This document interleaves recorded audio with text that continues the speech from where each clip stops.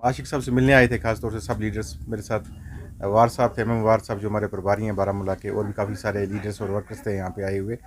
काफ़ी टाइम के बाद आज इनसे मिलने आए। ये दिल्ली थे सर्दियों में, उसके बाद आज यहाँ पे आए तो उन्होंने हमें इनवाइट किया था, तो हम इनसे मिलने आए। बस इतना ही था। और इसके बाद हम कहीं भी हम इलेक्शन लड़ेंगे, जीतने के लिए लड़ेंगे। तो इस बार भी हम जीतेंगे इंशाल्लाह। और आप देखोगे आगे जाके मार्जिन से जीतेंगे, क्योंकि हमारा एक ही लक्ष्य था, वो था नेशनल कॉन्फ्रेंस को हराना। और आप देखो कुछ दिनों में जो उनको हम पता साफ करने वाले नेशनल कॉन्फ्रेंस का यहाँ से, वो आपको भी नज़र आ जाएगा। क्योंकि वजह यह है कि जो उन्होंने यहाँ पे कत्ल गरद की और लोगों का जो नुकसान किया हमेशा से, और अपना डायनेस्टी रूल चलाया है, उसकी वजह से हम चाहते हैं कि इस बार नेशनल कॉन्फ्रेंस हारे और कोई ऐसी जमात जीते जो हमारी काम करे दिल्ली में जाके, और हमारा रिप्रेजेंटेटिव जल्दी से यहाँ जीतेगा और आगे पार्लियामेंट में होगा। और जितने भी हमारे बारामूला के काम हैं वो होंगे। जो अब आप पूछोगे कि क्यों मैं चाहता हूँ, आपने देखा जैसे अकबरुल साहब थे हमारे एमपी यहाँ पे बारामूला में, कभी भी ऑन ग्राउंड नहीं आए। वो लोगों की एक शिकायत रहती थी हमेशा कि कभी नहीं आए, क्योंकि एक एमपी का कॉन्स्टिट्यूशन 5 करोड़ रुपये साल का होता है।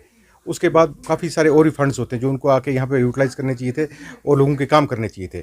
आप अभी भी किसी से पूछो कि बोलेंगे कि मुझे कभी भी उन्हें रिकमेंडेशन लेटर तक नहीं आज तक दी, या उन्होंने हमारे कुछ काम नहीं किए। तो अगर वो फिर आज बनते हैं तो फिर वो क्या कर लेंगे हमारे लिए। तो मैं चाहता हूँ कोई अच्छा हमारा रहनुमा आगे जाए और जाके पार्लियामेंट में हमारी बात करे, और जो वहाँ से पैसा आता है वो लोगों के यहाँ पे फ्यूचर के लिए और बहबूदगी के लिए लगे जाके। यही हमारा मिशन है। इसीलिए हम चाहते हैं कि आगे कोई अच्छा सा लीडर यहाँ पे आए ताकि एनसी को हटाया जाए यहाँ से। तैयार हैं, हमारे होम मिनिस्टर साहब परसों आए हुए थे, उन्होंने हमें बताया आप तैयार हो जाओ। और मेरे ख्याल से सितंबर के बाद इलेक्शन यहाँ हो जाएंगे, सितंबर के महीने में मुझे लगता है। तो हम लोग पूरी तरह से तैयार हैं। हमारे भारतीय जनता पार्टी का पूरा कैडर तैयार है। और मुझे लगता है कि इस बार जो हमारा चीफ मिनिस्टर होगा वो हमारा होगा, क्योंकि आपने देखो अभी आगे 10 तारीख तक हमारे मोदी जी नई तरह से शपथ लेंगे जाके, और वो नई तरह से प्राइम मिनिस्टर ऑफ इंडिया बनेंगे, और हमारे अमित शाह साहब नई तरह से होम मिनिस्टर बनेंगे। ये तो क्लियर हो चुका है सब लोग। अभी आपने देखा होगा कुछ दिन पहले कांग्रेस के बड़े लीडर ने एक बयान दिया कि अभी इनको हम रोकेंगे मेजॉरिटी से लेने से, ये नहीं कहा कि इनको हराएंगे हम। तो इसी क्लियर एक मैसेज है कि जीतना खाली मोदी जी ने नहीं था, मोदी जी ही गवर्नमेंट बनाएंगे।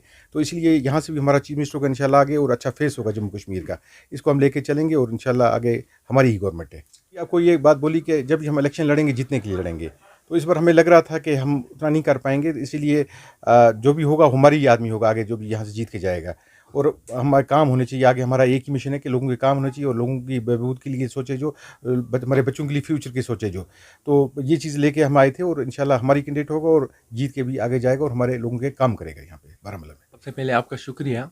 आज की मीटिंग जो यहाँ पे थी मेरे ऑफिस में, हमारे कुछ सीनियर लीडर्स मेरे पास यहाँ पे आए थे। इस मीटिंग में हमने एक मीटिंग की है, वर्कर्स भी थे और हमारे प्रभारी एमएम वार साहब भी थे इसमें, जो डिस्ट्रिक्ट बारामूला के प्रभारी हैं, और ज़िला सदर राजा वकार साहब आए थे। और उसमें हमारे constituency general secretary Mushtaq Ahmad और हमारे मंजूर अहमद भट्ट साहब, जो कि एग्जीक्यूटिव मेंबर हैं स्टेट के किसान मोर्चा के, और उसके बाद वाइस प्रेसिडेंट मुदस्सिर अहमद वानी साहब, और फारूक मलिक साहब जो कि जनरल सेक्रेटरी डिस्ट्रिक्ट के हैं।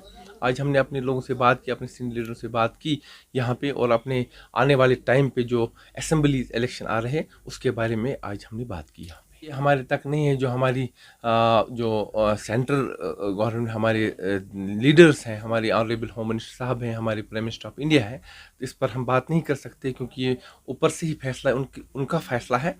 हम लोग जो हैं कि हम छोटे से कार्यकर्ता हैं अपनी भारतीय जनता पार्टी में।